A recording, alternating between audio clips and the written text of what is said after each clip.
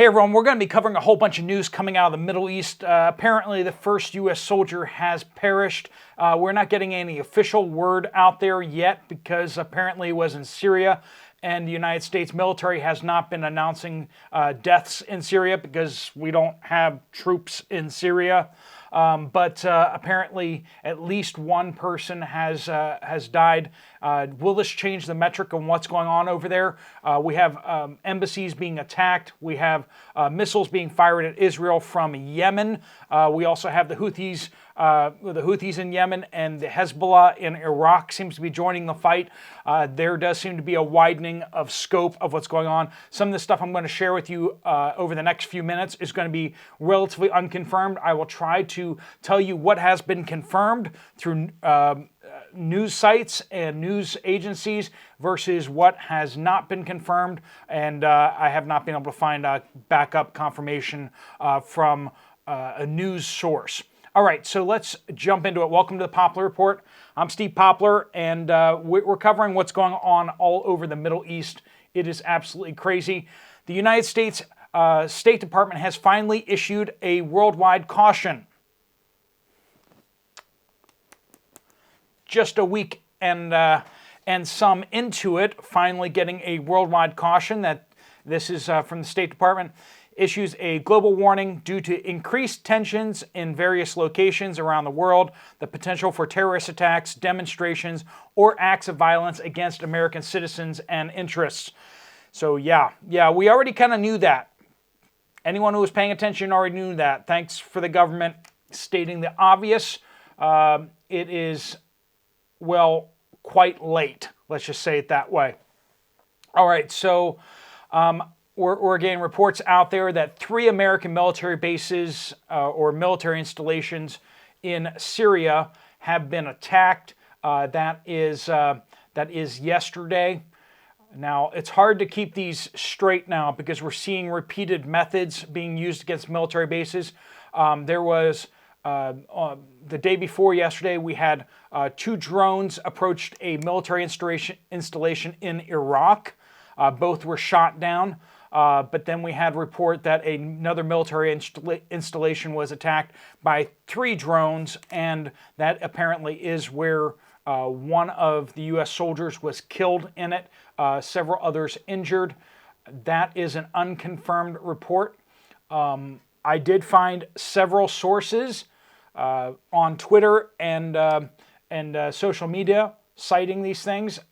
They seem to be independent of each other, but was not able to trace that back to a source. We also have another report. This is from U.S. Civil Defense News on Twitter, that 2 U.S. soldiers were killed in the northern countryside of Deir-ez-Zor in Syria. Now this is where the road comes in from Iraq that goes up into, that area is kind of controlled by U.S. forces and also allies in Syria and not by the government of Syria. So that does kind of sound accurate. But whether that of those 2 soldiers, one of those was the one that was killed earlier, or whether this is the same attack, or again, unconfirmed. But there appears to be several casualties, at least from Syria for the United States soldiers. All right, and the big news out there that is going around in circles is that apparently a destroyer in the Red Sea shot down 2 missiles. Now, at first, someone speculated that that these missiles were fired at the USS Bataan, which has U.S. troops on board, U.S. Marines. That has been discounted now. Through official channels, they are saying that it looked like those missiles were actually fired from Yemen. The Houthis in Yemen fired them at Israel. They were ballistic missiles. The United States shot down 2, but then it looks like the Saudis shot down another one. So that it does look like And then we also have the Israeli officials confirming that 2 to 5 missiles were launched from Yemen and aimed at Israel. So that's, I don't know what Yemen's thinking there, but launching them over Saudi Arabia is kind of a bit of a crazy thing to do. I don't know how accurate their missiles are. So far, they haven't been all that accurate, but these are Iranian missiles probably, so they felt confident enough to fire them over Saudi Arabia, but they had to have known that the Saudis were going to use their air defenses on them, but U.S. air defenses from Saudi. But then I guess that kind of puts Saudi Arabia in a little bit of a kind of awkward position where they're defending Israel directly by shooting down missiles heading towards Israel. But we also have a report that the Kanoko gas pipeline in eastern Syria was blown up by Iranian proxies. We also have another report of large explosions, apparently an attack on the El Amr oil field in eastern Syria, where a huge American military base is located. Again, do any of these bits of information line up with other ones? Israeli officials confirmed that Saudi Arabia intercepted at least 1 missile. Also, 15 drones were launched from Yemen, and some of them were shot down and electronic warfare used on them. So we're getting, it's a lot of information. We also have another terroristic attack in France. There was another mass stabbing at a shopping mall in Rouen, France. Multiple people wounded, 1 killed. The suspect's still on the run. That was confirmed through news sources. Police response to stabbing in Saint Sever district. This was confirmed for yesterday, and at that point there were at least 1 individual dead and multiple wounded. Also, we have an incident in New York City where a man on a subway, New York City subway, went up and punched a woman in the face because you are Jewish.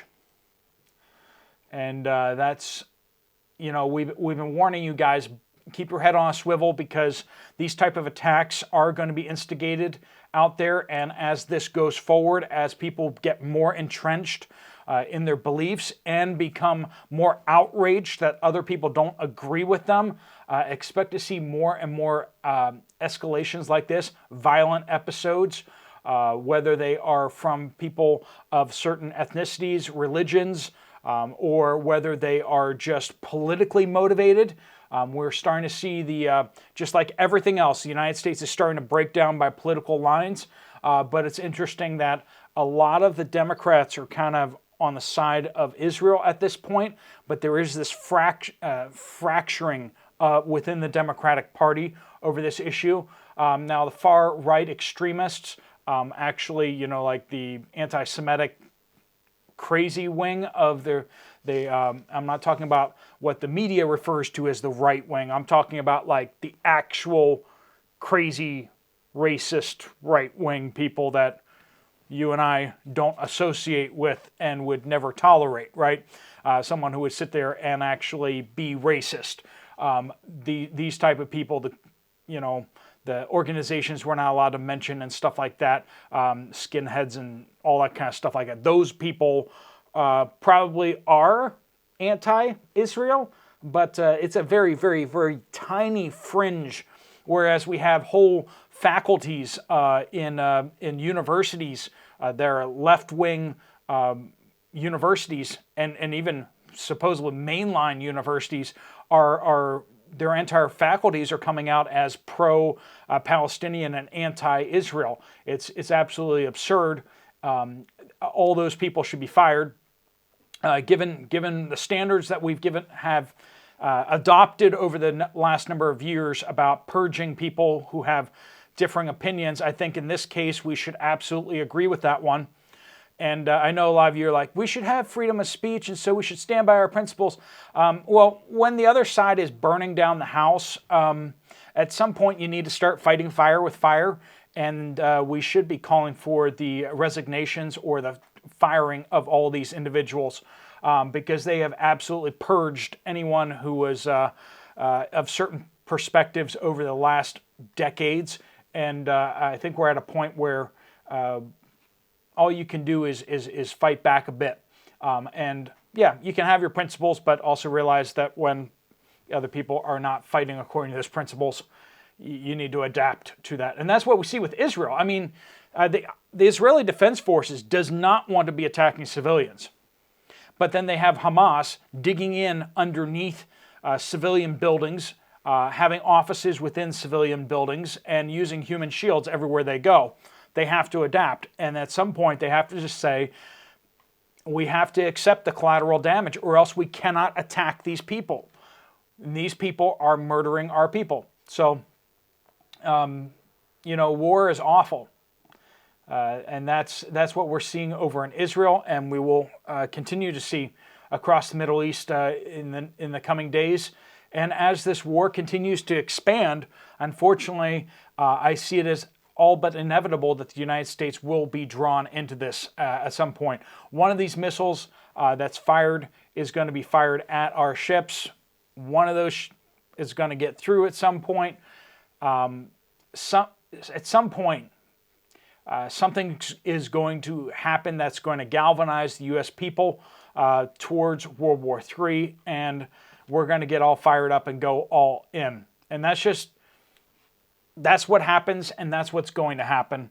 And there really isn't a way around it. I wish there were. I wish there were. But at this point, it's almost wasted breath because it's so inevitable. If you've ever seen the movie Gettysburg, at the beginning of the movie Gettysburg, there's this cavalry officer, and he's like picturing out the battle beforehand, right? General Buford, and he's like, this is how it's going to be. I can see it. I can't stop it. I can't do anything about it, but that's just how it's going to be. And, all we can do is just try to hold the high ground, because if we don't, our troops are going to just keep charging up the hill and getting massacred, because that's the kind of generals we have, right? And that's the kind of situation where we, as the United States and a lot of other Western countries are in right now too. It's like, with the generals that we have, the politicians and such in control, how do you think this is going to go down? Like, they all love war. Like, start naming the politicians that are against war in general and in principle. Like, they all seem to be foaming and frothing at the mouth. The idea of war just excites them so much. It's so disturbing to watch. It's awful. No one seems to be trying to de-escalate this at all. Nobody. It's ridiculous. Now, when I say nobody, I mean, like, there are the same guys, the same gals, right? Mostly I'm just thinking of guys right now. Rand Paul and Ron Paul. The Pauls are out there trying to stop the crazy march towards war, but not many other people are really involved with that. So we also have Shiite rioters in Bahrain, set fire to the U.S. The Israeli embassy there. It was already evacuated. In fact, 5 Israeli embassies have been evacuated since the beginning of the war. Embassies in Egypt, Jordan, Morocco, Bahrain, and Turkmenistan have all been evacuated prior to, but from the video that I saw out there about the Bahrain Israeli embassy, I mean, the whole thing was ablaze, so you can just count that as burned.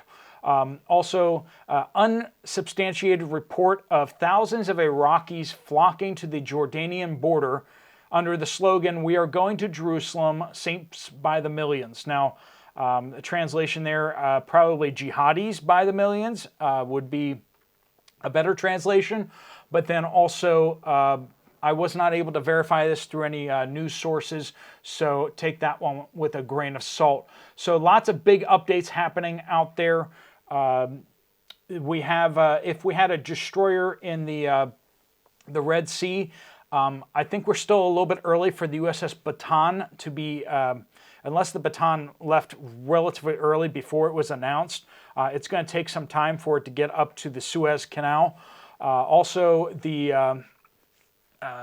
we have the Ford carrier on station off Israel. I know a lot of people keep saying that the Eisenhower is there already, which is crazy talk. It's going to be there maybe next week, is more accurate. Probably this week. It's probably still off the Virginia coast right now, accepting the aircraft and doing flight trials. It's going to be a while before it gets underway, and then it's like 5 or 6 days to cross the Atlantic. I'm giving you rough estimates here. For those of you in the military know, you probably have more accurate dates and everything like that. But it left station on Friday, I believe, left port. So then it started doing aircraft qualifications. So the fighter squadron has to do their qualifications on carrier landings and such. So that supposedly takes like 4 or 5 days. So sometime midweek, they're actually going to start steaming towards the Mediterranean. And so next week maybe, and then, of course, they have to cross the Mediterranean, which is a pretty big thing as well. We will probably hear news when it does pass Gibraltar. I'm imagining that will be something that will be photographed and hit the news waves when the Eisenhower crosses into the Mediterranean Sea through the port of Gibraltar. With what's going on right now, there's probably media people there at the Gibraltar Strait just to record that. All right, folks, that's kind of what we got going on out here. If you want to check out another video from this channel, there's one right up here. I'll see you over there, or I'll see you guys later. Steve Poplar of the Poplar Report, out.